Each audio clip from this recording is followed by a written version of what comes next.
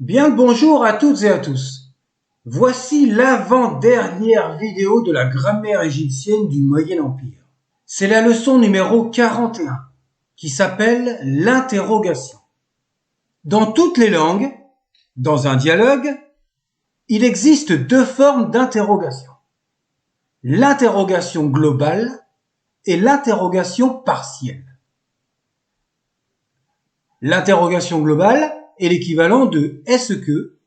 La réponse sera affirmative, négative ou reprendra une partie de l'énoncé. Par exemple, si la question est « est-ce que c'est le nord ou le sud ?», soit c'est l'une des deux réponses, ou alors ce sera un non en donnant la vraie réponse. Dans la langue égyptienne, nous trouvons l'auxiliaire d'énonciation « in » placé en début de proposition interrogative. Les graphies sont I avec un N, rarement écrites avec un N, ou alors le D35. Suivi de la particule d'énonciation you, on translittère inyo avec ou sans trait d'union. Pour renforcer l'interrogation, il y a les particules anglitiques hem, iref ou ref, que l'on a déjà vu dans la vidéo 45 à 3 minutes 58, pour renforcer l'impératif,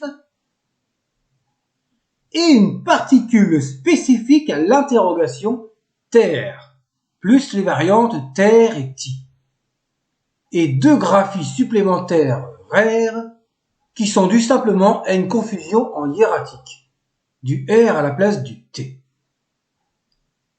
Ces particules enclitiques se traduisent par convention par notre conjonction donc, que l'on a vu dans cette même vidéo, la numéro 45. Pour la question interronégative, nous avons innen plus la variante in-n et par assimilation innen et in écrit simplement avec le D35 suivi du n ou pas. Voyons plusieurs exemples à la page suivante. Avec une proposition à prédicat adverbial, nous avons in you sen and what? Est-ce qu'ils sont dans l'autre monde? Avec le pronom pou, dans une proposition à prédicat nominal, in netef pou? Est-ce que c'est lui? In ref a pou? Est-ce donc une victime? Dans une proposition à prédicat nominal, la question peut donc amener à un choix. Exemple. Inusser menit. Est-ce le collier large ou le collier ménat? In paquet neshmit rapu. Est-ce que c'est une écaille de tortue ou une écaille de poisson?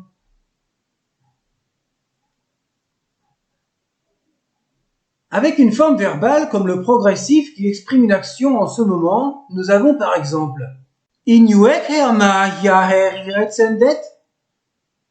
Regardes-tu la lune pour préparer la fête Sendet?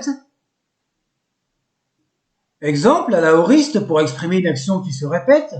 Inuchen senjepchen sehu. Est-ce que vous écoutez les conseils?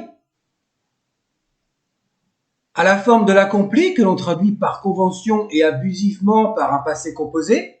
Inyu sechepen sen inru enka. Est-ce qu'ils ont lissé les pierres pour la chapelle?